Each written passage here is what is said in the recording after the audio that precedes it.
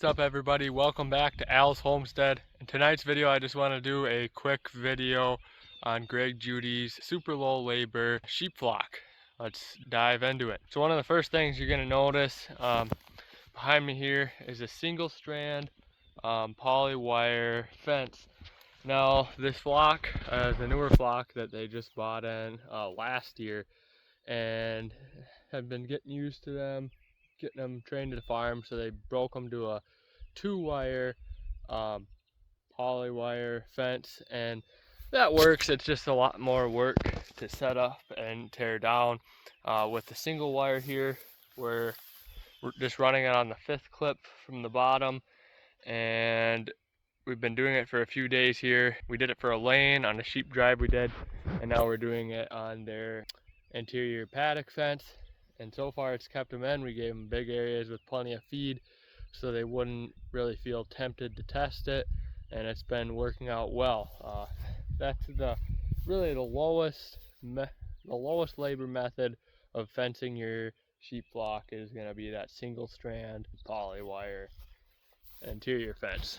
Another thing that helps keep the labor down is we're moving them every 2 days, so every other day, sometimes even every 3 days, just depending on the location, but most of the time it's every 2 days. We're giving them a fresh paddock with some fresh pasture. You can see they are eating the tips off of the grass, but a lot more recently they've been really focused on hammering the autumn olive and multiflora rosebush. They really like the shoots from that. That's Atlas, one of our guard dogs. This is Cotton, another one of the guard dogs. Take a look here at this multiflora rosebush. Most of the leaves are chewed off of it, so that is always awesome to see. And then over here, if I walk over to this autumn olive, they've gotten all the leaves and sprouts eaten off to basically above head high on a sheep. So basically about as high as they can reach. They could reach farther if they kind of stood up on their back legs a little bit, but they have absolutely hammered that autumn olive, which is an invasive species here in Missouri.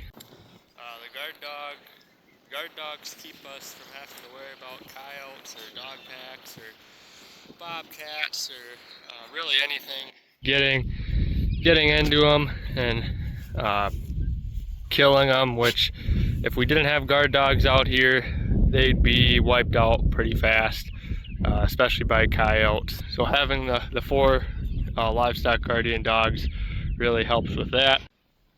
These sheep are hair sheep. They're super parasite resistant stock. I mean, these sheep, I haven't seen one since I've been here really with a case of worms. I mean, they're all fat, healthy, holding up good on pasture. Part of the reason why they're not struggling with worms is because we move them every couple of days, so they're not getting exposed to the parasite load that a flock that stays in one place would. That's Duke. He's another one of our guard dogs.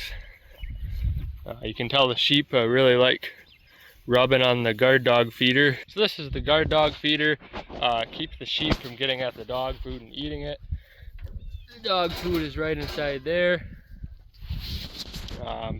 It's important to keep your dogs fed. I noticed now it's gotten to summertime, they really haven't eaten as much. I don't know if they're catching mice and voles and other small rodents or what. It's definitely a good possibility. But it's important to keep them fed and just content so they stay in and help you continue to protect your sheep. If you haven't figured out already, I'm Alex, one of the interns here at Green Pastures Farm, working for Greg Judy. Up here on the hill, we got a guard dog puppy in training. She will actually be going out to somebody else in a few weeks. Right here is just the netting, electric netting.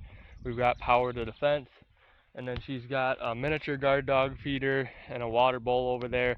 The netting is just so she can smell the other dogs and the sheep get used to being out here on the pasture setting, not living around humans, but living right out here in the pasture. But also the netting protects her from really just getting into a spat with the other dogs, and keeps her here and keeps her from running away and helps get her bonded onto the sheep flock.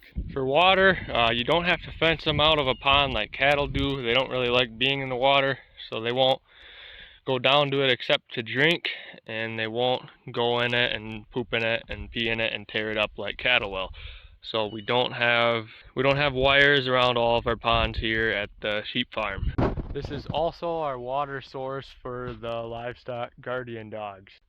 I hope you enjoyed the video. If you have any questions or comments, leave it down below and I'll do my best to respond to them or possibly answer them in a future video. If you're new to the channel, please consider subscribing. I'll be doing more videos on these sheep in the future. Thank you all for watching.